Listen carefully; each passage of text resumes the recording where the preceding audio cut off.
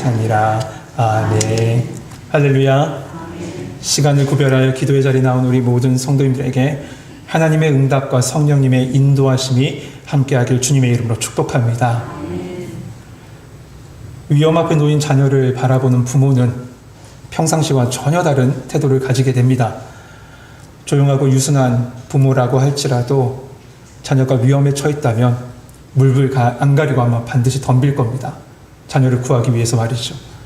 그 순간만큼은 영웅이 되고 그 순간만큼은 때로는 파이터가 될 수도 있습니다. 싸우는 사람이 될 수 있어요. 그래서 지금까지 사랑의 음성으로 이 고린도 교회의 회복을 감사와 감격을 담아서 이야기하고 있던 이 바울이 편지가 잠깐 멈춰져 있는 그 사이에 들려온 고린도 교회의 소식, 거짓 교사들이 다시 활동하고 교인들을 현혹한다는 그 소식에 갑자기 톤을 바꿔서 강한 어조로 편지를 지금 쓰고 있는 겁니다. 영적인 본능을 가지고 10장부터 그렇게 써 내려가기 시작하고 있죠. 일단 바울은 고린도 교회의 신실한 성도들과 그리고 거짓 교사들을 분리해서 말합니다. 먼저 고린도 교회 신실한 성도를 향해서 뭐라고 얘기하냐면 나는 그리스도의 마음으로 다시 말해서 온유와 관용을 가지고 너에게 나갈 것이다 라고 말합니다. 하지만 복음과 신앙을 무너뜨리려고 했던 거짓 세력과 그것에 동조하고 있는 사람들에게는 어떻게 나가냐? 내가 영적인 권위를 가지고 너에게 담대히 나갈 것이다. 아주 강하게 얘기하고 있습니다. 이 거짓 교사들, 그들의 형태를 바울은 이렇게 말합니다.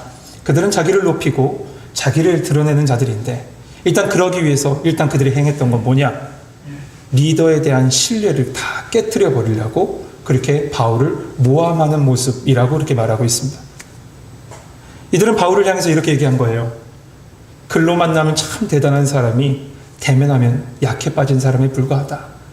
그렇기 때문에 글로 그렇게 얘기한 거다. 그러니까 저 사람은 글로만 얘기할 수밖에 없는 사람이야. 아무것도 아닌 사람이야. 이렇게 고린도 교회 사람들에게 모함을 하고 다녔다는 거죠. 그러니까 바울이 지니고 있던 그 온유함을 연약함으로 얘기했고요. 관용을 비겁함으로 얘기했고 그 신중함을 우유부단이라고 얘기하며 악의적으로 바울을 곡해했던 겁니다. 이에 바울은 뭐라고 얘기했냐? 이 모든 것을 다 영적인 전쟁으로 규정하고 나는 이제부터 영적인 싸움을 싸울 것이다. 이렇게 지금 10장에 시작하면서 말하고 있는 겁니다. 다만 세상의 방식과 세상의 사람들이 말하는 방법대로 싸우는 것이 아니라 내가 싸우는 방법은 오직 하나님의 능력을 가지고 싸울 것이다. 하나님의 능력이에요. 바울은 세상 사람들이 말하는 그 힘, 소위 말하는 세상 사람들이 말하는 그 무기들을 충분히 가지고 있는 사람이었습니다. 잘 아시는 대로 바울은 어떤 사람입니까? 바리새인 중에 바리새인이었어요. 그리고 최고의 학문이라고 하는 가말리알 문화에 있던 사람이었고 로마 시민권자였습니다.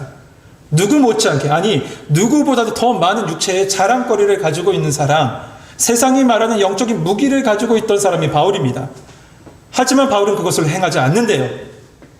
바울은 어떠한 견고한 진도 무너뜨리는 하나님의 능력을 가지고 싸울 것이다 라고 말합니다.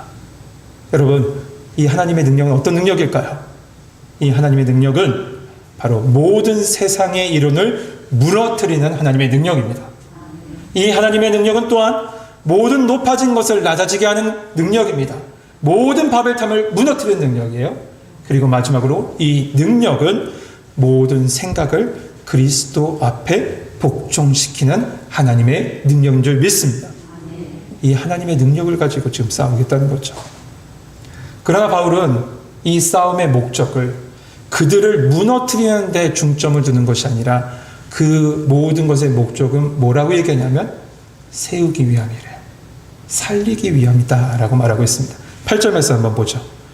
주께서 주신 권세는 너희를 무너뜨리려고 하신 것이 아니요 세우려고 하신 것이니 내가 이에 대해서 지나치게 자랑하여도 부끄럽지 아니하리라.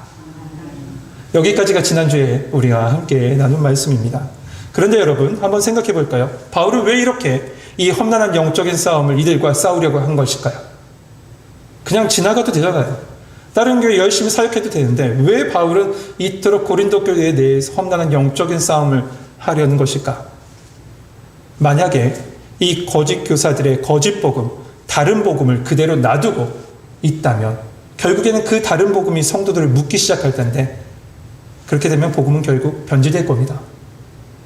예수 그리스도의 십자가, 그 십자가는 퇴색할 것이고 율법의 지킴과 사람의 행위만 남게 되겠죠.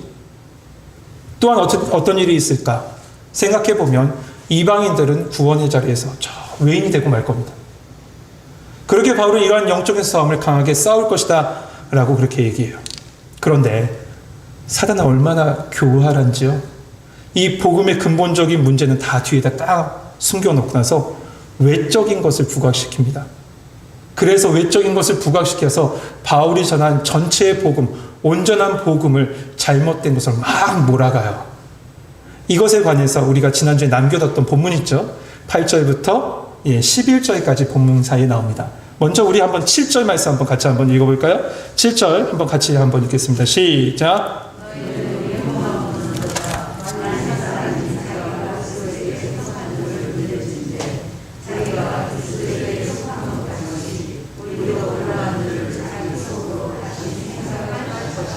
아멘. 여기서 외모를 가리키는 것, 이 외모를 가리키는 게 뭘까? 한 두세 가지 정도로 이야기할 수 있을 것 같습니다. 먼저는 앞서 말씀드린 대로 세상의 자랑거리를 외모로 말하고 있는 겁니다.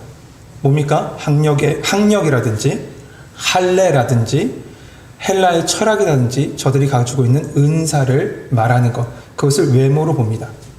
두 번째는 추천서입니다. 어떤 추천서냐? 예루살렘 교회 유력한 자를 통해서 쓰여진 그 추천서는 그들에게 큰 자랑거리가 됐죠. 그래서 이 거짓 교사들은 매번 이 바울에게 이 추천서 문제를 걸고 넘어졌습니다. 이 두 번째가 바로 외모를 나타내는 게 추천서라고 봅니다. 그런데 마지막이 있어요. 그 마지막이 뭐냐? 그 단어 그대로 외모라고 이렇게 봅니다. 당시에 이 성경이 쓰여졌을 당시, 그리고 바울이 활동했던 당시에 이 문서를 보면요, 바울의 외모는 이랬답니다. 먼저 머리가 없었대요. 원래 목사님 계시면 안 되는데, 네, 머리가 없었대요. 그리고 다리는 옷자다리였답니다. 그리고 눈썹은 이렇게 찌그러져 있었고, 코는 매부리 코였대요. 상상이 되시죠? 그러니까 인상으로는 매력적이지 못한 사람이란 거죠. 여러분, 첫인상이요, 얼마 만에 결정되는 줄 아세요? 3초래요. 3초 만에 첫인상이 결정돼요. 늦어도 7초예요. 그런데 그 첫인상을 복구하는 데 걸리는 시간은 무려 40시간이랍니다. 40시간. 그런데 더 한 건요, 비호감에서 호감으로 바뀌는데 얼마나 걸릴 것 같아요? 보통 7개월에서 8개월 걸린대요. 그러니까 바울의 외모, 이 외모만 보고 나서는 바울은 그닥 매력을 느낄 수 없는 그런 외모였던 거죠. 그것을 지금 이 거짓 교사들은 비아냥거리면서 얘기하고 있었던 겁니다. 거기에다가 오늘 보면 10절에 보면 그들의 말이 그의 편지는 무게가 있고 힘이 있으나 그가 몸으로 대할 때는 약하고 그 말도 시원하지 않다 하니, 말도 시원하지 않은 거예요. 참 위로가 됩니다. 이 말씀 보면서요.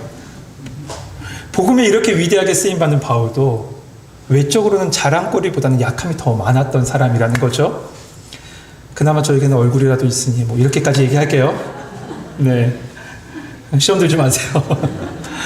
여러분, 세상 사람들은 외적인 것으로 살아갑니다. 그러나 그리스도인은 영적인 것으로 살아가는 줄 믿습니다. 그 영적인 것은 뭐냐? 하나님께서 주신 은혜입니다. 복음의 능력입니다. 그리고 주님 사랑하는 마음이에요. 여러분, 이 시간에 이 주님 주신 은혜, 하나님 주신 은혜, 복음의 능력, 하나님을 사랑하는 마음이 마음에 더 풍성해져서 이 영적인 순간, 영적인 싸움에서 매 순간 승리하시고 세우는 사명, 생명을 살리는 사명에 쓰임받는 우리 성도님 되시길 주님의 이름으로 축복합니다. 이제 오늘 본문인 12절부터 18절 한번 보겠습니다. 오늘 본문은 총 7절로 되어 있는데요, 말씀을 묵상하다 보니 반복하는 단어가 나오더라고요. 무엇일까요? 한번 보세요. 자랑이라는 단어입니다. 자랑이라는 단어가 5번 나와요. 근데 사실 말씀에 보면 자기를 칭찬하는 자라는 단어도 사실 같은 뜻 같은 단어입니다. 그러니까 많은 단어가 자랑과 자기 칭찬이었던 거죠. 그러니까 오늘 이 본문의 단락의 주제는 뭘까? 자랑이란 거예요. 그런데 거짓 교사들은 뭘 자랑했습니까? 앞서 말씀드린 대로 이 외적인 것을 자랑했습니다. 철학, 자기의 철학, 세상의 철학, 추천서, 언변, 보여주는 것, 이런 것을 자랑거리로 삼았어요. 하지만 바울은 뭐라고 합니까? 12절 말씀 함께 읽어보죠. 12절 같이 읽겠습니다. 시작.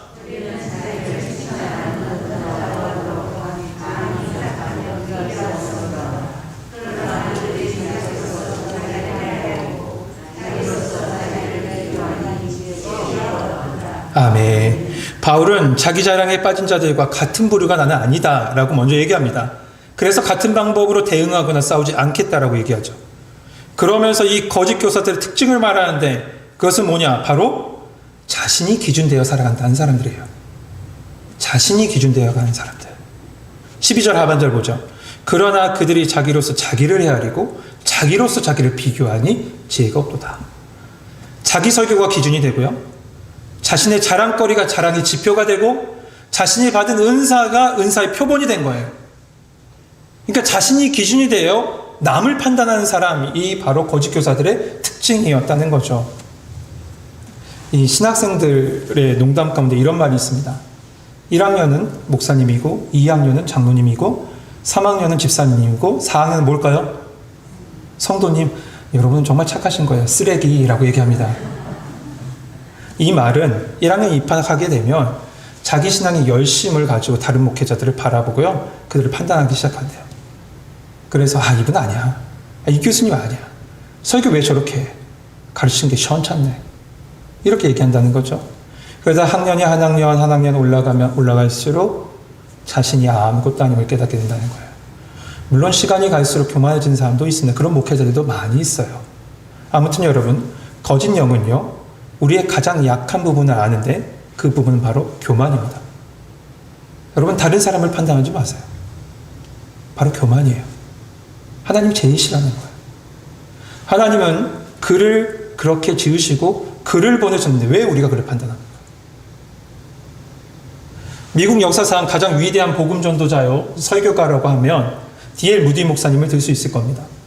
그 목사님은 가난한 노동자 집안에서 태어나서 초등학교 분이 나오지 않으셨습니다. 그런데 그러다 보니까 교회에서 성경학교를 열었는데도 성경학교에 입학할 수가 없었대요. 그 이유를 얘기하니까 이렇게 얘기해요. 기독교에 미입하고 학교 생활을 제대로 할 수 없다. 지금 같았으면 교회 한 명도 안 나올 거예요. 이렇게 되면. 이 무드 목사님의 친구들도 이 무디 목사님을 따돌리기까지 했습니다. 야, 너같이 희망 없는 애가 내 친구랑 하기 부끄러워. 이렇게 얘기했다는 거예요. 그래서 이 D.L. 무디 목사님은 어릴 적에 항상 혼자 지냈답니다. 근데 목사님은 그 혼자 지내는 그 외로운 시간을 어떻게 드렸냐면 하나님께 드렸어요. 그리고 겸손하게, 미약하나마 겸손한 마음 가지고 매일 기도했더니 결국 아주 위대한 세계적인 전도자가 됐습니다. 그런데 이 무디 목사님의 가장 큰 약점이 있는데 그 약점이 뭐냐면 올바른 영어를 할 줄 모른다는 거예요. 미국인이에요. 그런데 학력이 짧다 보니 문법이 다 틀리고 철자가 다 틀리는 올바른 영어를 할 줄 모른다는 거죠. 그래서 그의 영어는 종종 철자가 틀리고 발음도 틀리고 설교 원고는 다 틀렸대요. 그럼에도 불구하고 그는 좌절하지 않았답니다. 자신의 부족함에 핑계대지도 않고 변명하지도 않고 있는 그대로 전 세계를 다니며 복음을 전했던 거죠. 한 번은 어떤 일이 있었냐면 이 D.L. 무디 목사님이 영국의 캠브리지 대학교에 가서 설교를 하실 때가 있었어요. 근데 설교를 하는데 학생들이 막 발을 동동 구르면 막 웃고 난리가 난 거예요. 설교 중에. 왜 그런가 봤더니 목사님의 발음이 다 엉터리였고 철자도 문법도 다 엉망이었다는 거죠. 그래서 막 학생들이 막 웃고 난리 난 거예요. 그 콧대 높은 명문대 그 캠브리지 대학 학생들이 무식하다면서 이 설교를 듣는 내내 무디 목사님이 얕잡아 본 겁니다. 그럼 목사님 어떻게 하냐? 끝까지 말씀을 전했습니다. 그리고 말씀 마쳤어요. 그리고 설교 끝나고 다 단상에 내려오는데 한 학생이 찾아온 겁니다. 그러면서 뭘 적은 걸 딱 줘요. 적은 게 뭔가 했더니 목사님이 설교 시간에 틀렸던 문법을 다 적어놓은 거예요. 적어놓고 딱 무디 목사님께 드린 겁니다. 이것을 받은 무디 목사님이 이렇게 얘기했어요. 나는 내가 문법을 틀린 걸 알고 있습니다. 그러나 나는 내가 알고 있는 모든 문법을 하나님의 영광을 위해서 사용했습니다. 하지만 학생은 그 잘 알고 있는 문법으로 하나님의 영광을 돌리기 위해서 무슨 일을 했습니까? 이 말을 들은 학생이 충격을 받아서 돌아갔대요. 그리고 다음날 학생회 회장이 이 무디 목사님에게 찾아와서 정중하게 사과하고 그 순간에 그 자리에서 예수님을 영접했답니다. 이를 계기로 어떠한 일이 나왔냐? 그 캠브리지 대학교 내에서 역사상 유례가 없는 대각성 부흥운동이 일어나요. 그리고 성교회의 장이 열려지기 시작하는데 그때 아주 유능한 무려 7명이나 되는 우수한 학생들이 중국 선교에 내 목숨을 바치게 했다라고 하고 헌신자가 나왔답니다. 그 중에 한 명이 중국 선교사의 대부라고 얘기하는 허드슨 테일러 목사님입니다. 여러분, 무디 목사님이 40년 동안 목회를 하셨는데 복음 전도하고 다니셨는데 미국과 영국에서만 크리스찬으로 복음을 받아들이고 예수님을 믿겠습니다 한 사람이 몇 명인 줄 아세요? 100만 명이에요. 40년 동안 100만 명이에요. 그 약한 사람을 들어서, 무식한 사람을 들어서, 무식하지만 하나님을 사랑하는 그 한 마음 가지고 복음을 전했을 때 하나님은 그를 사용하셨습니다. 그를 사용하시고 그를 세우신 분명한 이유가 있어요. 하나님은 한 사람 한 사람을 세우신 분명한 이유와 목적이 있습니다. 여러분, 그리고 그 약함을 통해서도 하나님은 그의 약함을 통해서 일하십니다. 그걸 믿으시기 바랍니다. 그런데 왜 우리는 다른 사람을 판단할까요? 자신이 기준이 되어서 자신이 하나님 자리에 앉아있기 때문에 그래요. 여러분, 마지막 절, 오늘 보면 마지막 절에 보면 다시 언급하겠지만 판단하시는 분은 하나님이세요. 판단하는 사람, 판단하는 그것으로 판단받을 겁니다. 반면에 바울 일행은 어떻습니까? 13절 한번 볼까요? 그러나 우리는 분수 이상의 자랑을 하지 않고 오직 하나님이 우리에게 나누어 주신 그 범위의 한계를 따라 하노니 곧 너희에게까지 이른 것이라. 분수 이상의 자랑을 하지 않는다. 이 말을 다시 얘기하면 하나님이 주신 은혜 그리고 하나님이 주신 사역 안에서만 모든 것을 행하게 될 것이다. 행했다라고 얘기하고 있는 겁니다. 그래서 실제적으로 바울은 마음으로는 아시아에 가서 선교하기 원했지만 성령께서 그들을 강권해서 유럽 선교의 방향으로 인도했을 때 바울은 어떻게 합니까? 순종하면서 그 길을 따라가잖아요. 하나님께서 인도하신 사역의 범위 내에서예요. 그래서 14절에 보면 우리가 너에게 미치지 못할 자로서 스스로 지나쳐 나아간 것이 아니라 그리스도의 복음으로 너희에게까지 이른 것이라. 복음이 우리를 이끌어서 이곳 고린도까지 복음을 전하게 했다는 거죠. 그러나 거짓 교사들은 15절 보면 남의 수고 위에 자기의 집을 지으려고 하고 분수 이상 자랑 곧 과도히 포장한 위선을 가지고 자신을 드러내려 했다라는 것입니다. 여러분, 이건 생명 살리는 사역이 아닙니다. 자기의 이득을 위한 사역이죠. 하나님을 드러내는 사역이 아니라 자신을 드러내려는 사역이었던 거예요. 하지만 바울은 어땠냐? 그 밑에 보면 바울의 바람은 한 가지밖에 없었어요. 그건 뭐냐? 오직 복음 안에서 십자가 그리스도 예수 그리스도의 십자가 안에서 세워진 성도들, 다시 살아난 성도들의 믿음이 더 풍성해지길 원하고 거기에 그 지역을 넘어서 예수 그리스도의 복음이 전 세계에 흘러가길 소망하는 것밖에 없었습니다. 로마서에서도 이런 말씀을 하고 있어요. 로마서 15장 19절 말씀에 보면 바울은 이런 얘기를 합니다.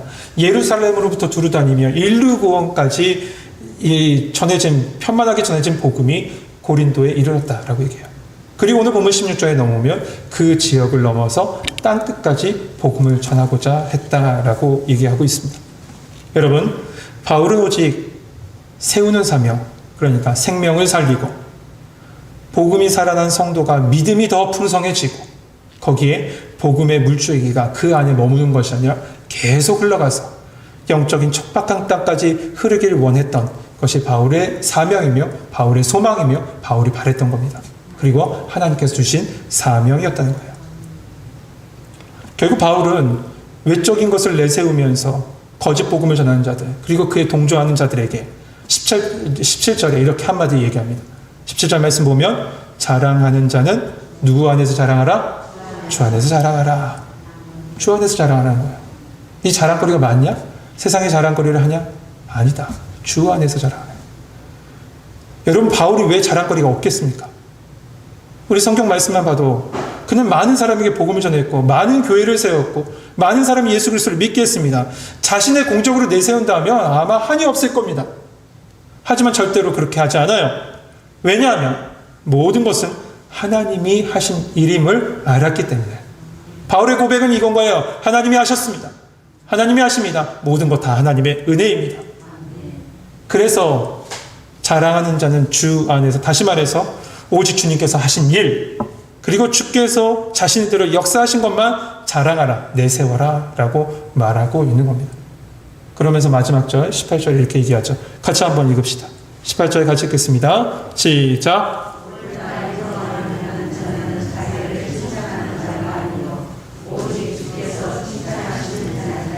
아멘. 오직 주께서 칭찬하신 자입니다.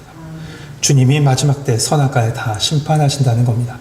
사랑하는 성도 여러분, 우리에게 주신 직분은 세우는 사명, 생명을 살리는 사명입니다. 그 모든 건 내 능력으로 하는 게 아니라 오직 하나님의 은혜로 하는 겁니다. 하나님께서 맡기신 능력으로 하는 거고, 하나님의 능력으로 하나님께서 맡기신 사명을 감당하는 걸 줄 믿습니다. 그러기에 우리가 드러나서는 안 됩니다. 내가 드러나서는 안 됩니다. 나의 자랑이 나타나서는 안 됩니다. 여러분, 우리의 모든 수고는 다 하나님이 하시고 갚아주세요. 그러기에 지금 이 순간에 우리가 해야 될 건 이겁니다. 하나님, 나 같은 사람을 사용해 주셔서 감사합니다. 나에게 주신 은혜와 사명에 감사하고 오직 주님만 자랑하고 그 생명의 복음을 지속적으로 흘려보낼 수 있는 성도님 되시길 소망합니다. 그때 여러분을 하나님께서 칭찬하실 겁니다. 오늘 말씀의 제목, 주께서 칭찬하시는 자로 하나님께서 세우셔서 더 큰 은혜, 더 큰 사명을 감당케 하실 줄 믿습니다. 이런 은혜가 우리 모든 성도님과 함께하게 주님의 이름으로 축복합니다. 우리 같이 한 목소리를 같이 기도합시다. 하나님, 내게 주신 모든 것은 하나님의 은혜인 줄 믿습니다. 오직 주님만 자랑하는 자 되게 하여 주옵소서. 특별히 나에게 맡기신 세우는 사명, 생명 살리는 사명이 있습니다. 아버지 하나님, 그 사명은 큰 것이 아니라 내가 서 있는 곳곳에서 하나님 주의 복음으로 말미암아 죽었던 자가 예수 그리스도 앞으로 나와 새 생명을 얻는 것일 줄 믿사오니 우리를 사용하여 주옵소서. 우리를 통해서 채우신 그 은혜가, 복음의 은혜가 자연스럽게 우리의 삶을 통해서 하나님 아버지여, 저 척박한 땅에서 갈급하고 있는 모든 성도에게 흘러갈 수 있는 축복의 은혜를 더하여 주시옵소서. 이 시간에 우리 이 기도의 제목 가지고 한 목소리로 기도합니다. 기도하겠습니다. 사랑이 많으신 하나님 감사합니다. 아버지 하나님, 우리에게 주신 모든 것이 하나님의 은혜인 줄 믿습니다. 아버지 하나님, 세상 사람들은 하나님 아버지여 자기의 것을 가지고 드러내며 하나님 자랑하지만 우리는 영적으로 우리에게 주신 하나님의 은혜를 가지고 그 권능으로 가지고 오직 주님만 자랑하길 소망합니다. 주여, 우리를 사용하여 주시옵소서. 우리를 사용하여 주옵소서. 지금껏 사용해 주신 하나님의 은혜에 감사하며 오직 주님만 자랑할 수 있는 저희들 되게 하여 주시고, 아버지 하나님, 그 은혜와 축복이 내 안에서 머물러 있는 것이 아니라 나를 통해서 하나님 내가 서 있는 모든 곳으로 자연스럽게 흘러갈 수 있도록 도와주옵소서. 우리를 통해서 그리스도의 향기를 맡게 하시고 하나님 아버지 그리스도를 만나게 하여 주시며, 아버지 하나님 아버지 저 척박하고 말라있는 땅에 하나님 아버지 우리 하나님 아버지 복음의 샘물이 우리의 심령 속에서 터져 나와서 아버지 하나님 그 척박한 곳까지 하나님 그 복음의 물줄기가 흘러갈 수 있도록 도와주시옵소서. 그래서 하나님 주님께 칭찬받는 자 되게 하여 주시고 더 큰 은혜, 더 큰 사명을 감당할 수 있도록 우리 모든 처음교회 성도들, 이 자리에 나와 기도하는 모든 성도들을 사용하여 주시옵소서. 주님, 우리 성도들을 사용하여 주시고 하나님께 칭찬받고 하나님께 쓰임받는 하나님 믿음의 사람들 되게 하여 주시옵소서. 하나님, 우리를 주의 백성으로 불러주시니 감사합니다. 미약하고 부족하지만 하나님 순간순간마다 새 능력 주시고 그 영적인 권능으로 살아가게 하여 주시니 감사합니다. 세상의 힘에 치우치지 않게 하시고 오직 영적인 능력, 하나님의 능력을 붙잡고 그 힘을 가지고 살아갈 수 있는 저희들 되게 하여 주시옵소서. 그것을 통해서 오직 주님만 자랑하게 하여 주시고 우리의 삶을 통해서 복음의 물줄기가 흘러갈 수 있도록 도와주옵소서. 우리가 어디서 있든지 오직 주님만 나타내고 하나님의 영광을 드러낼 수 있는 믿음의 사람 되게 하여 주옵소서. 그랬을 때 주님께서 칭찬하신 자로 세워주시고 더 큰 은혜, 더 큰 사명 우리에게 맡기실 줄 믿습니다. 그걸 기대하며 믿음의 걸음 걸어가는 성도들 되게 하여 주옵소서. 예수 그리스도의 이름으로 감사하며 기도하옵나이다. 아멘.